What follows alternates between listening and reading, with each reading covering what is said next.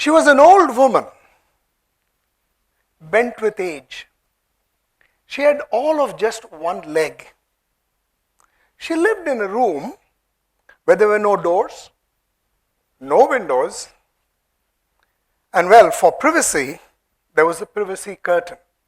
And the privacy curtain was a lot of these jute bags which got opened up and sewn. So that's the place where she lived with 10 other members. She was very fond of storytelling.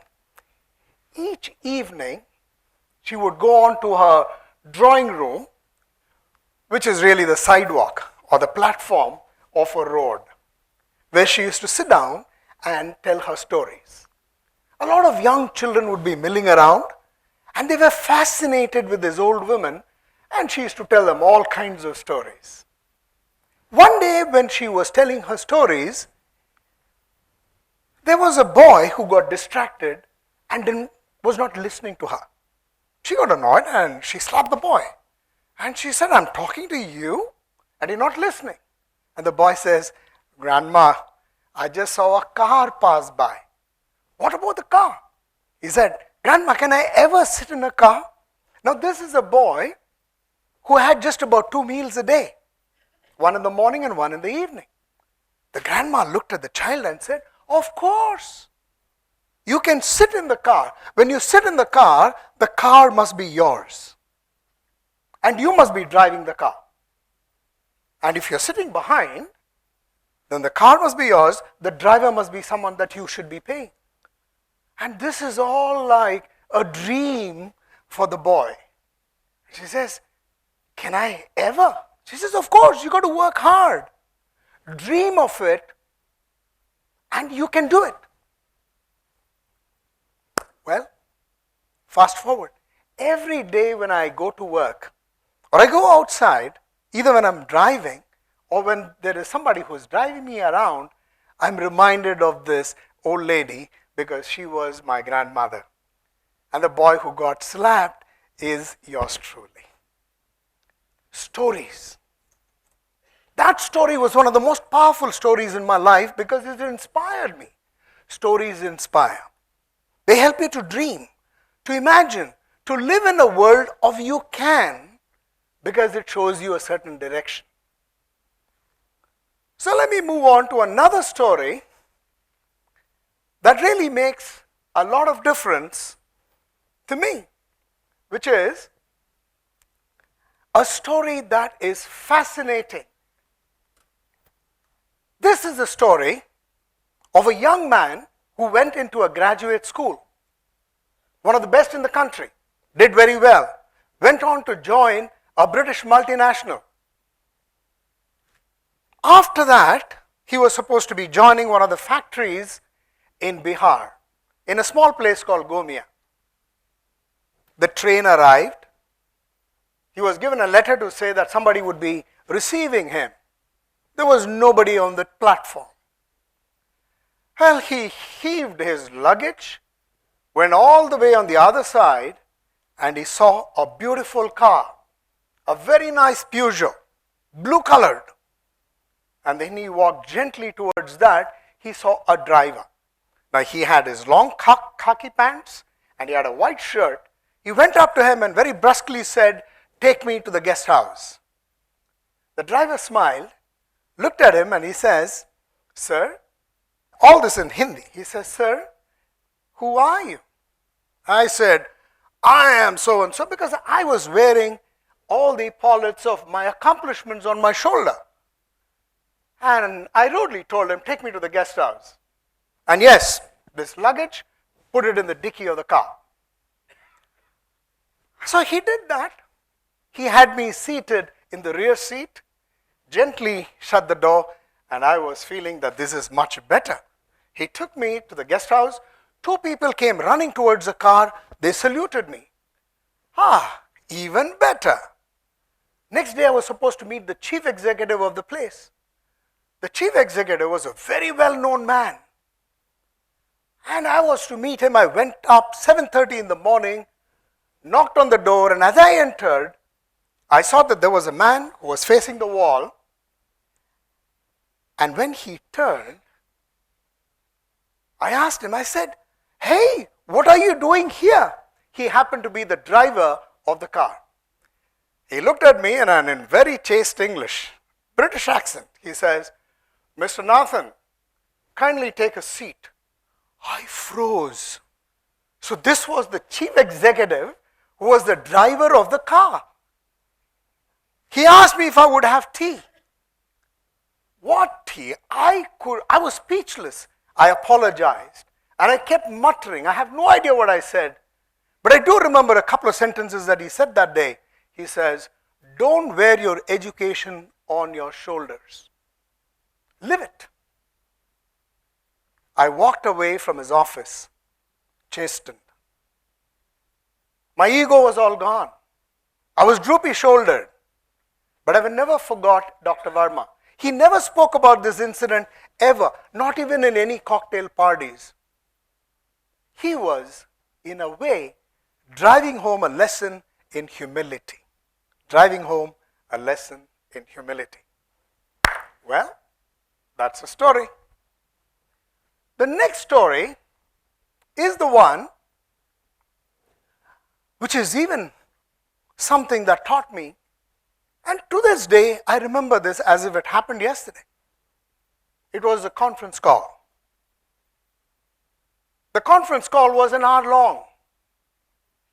Starts at 11 o'clock at night, was to end at 12. The CEO, CFO, you name the topmost people of that particular company, they were on the call, and there were a couple of people from India. The whole thing was to decide about a very delicate matter.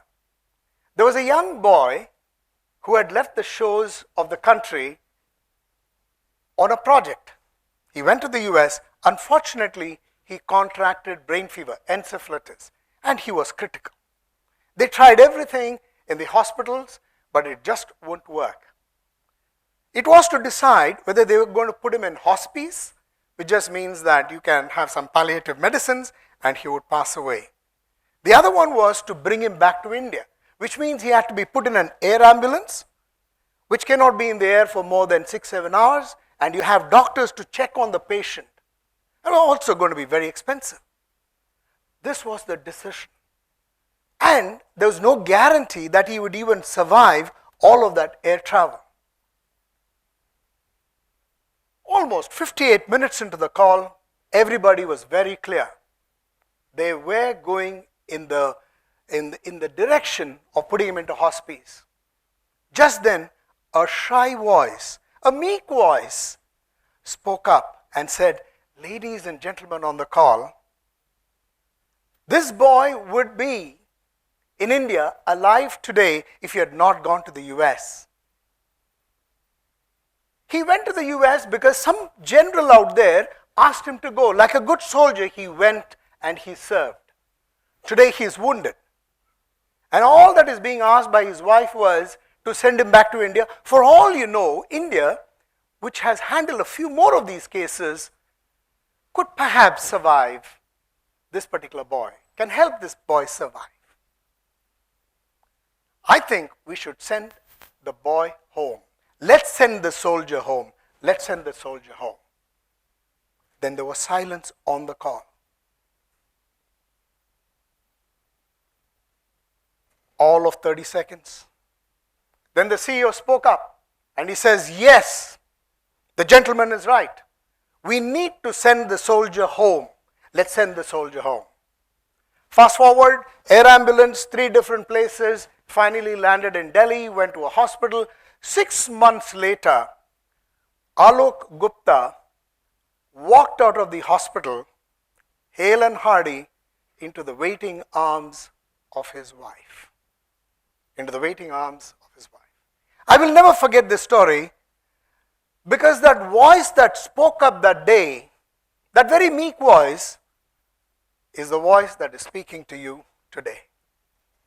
Is the voice that's speaking to you today. Does it have to be a do or die? Does it have to be something where it's so critical, only then will I speak up? No. If you have courage, you have conviction, you have compassion, you need to speak up. That is the lesson that I learned that day. That story is, for me, very important. The next story, and I will talk about this story, is something which is rather fascinating. I had a boss. This gentleman was a person who was always very encouraging of me. He's a person who would always say, you have done this right, you have done that right, and I was only a management trainee. And as I left my home every day, it was a long dusty road, and as I walked through that road, every day I'll find that my shoes, forget even getting cleaned, were always very dirty. Sometimes even muddy. One day it rained. When it rained, my shoes got cleaned. When my shoes got cleaned, my boss looked at my shoes and he says, Nathan, your shoes are so shiny. Now, how do I explain to him that I had nothing to do with this particular shoes shining? It was only the rains. I didn't say anything. But as I came to my desk, I remembered that one of the most important things that one has to do is appreciate another. I immediately looked at my mother that evening and I said, Mama, you're wearing a very beautiful sari. What did she say? She said, what do you want? Because that is what people naturally do. 2 minutes later, where was my mother? She was in front of the mirror and she was preening herself and then possibly telling herself that she has a very smart son. That story is important because we have to catch people doing something right that transformed me, that really moved. The next story is the one which is, for me, rather critical, because this is a story of a runner. Yours truly. This was a 10K run, and this was supposed to be around the Hyderabad's very beautiful lake called Hussain Sagar. And when I went there at 5:30 in the morning, I was all really charged up. I had practiced. It was going to be a great race and I was going to run a fascinating race. I had warmed up, everything was ready. At that point in time, I expected the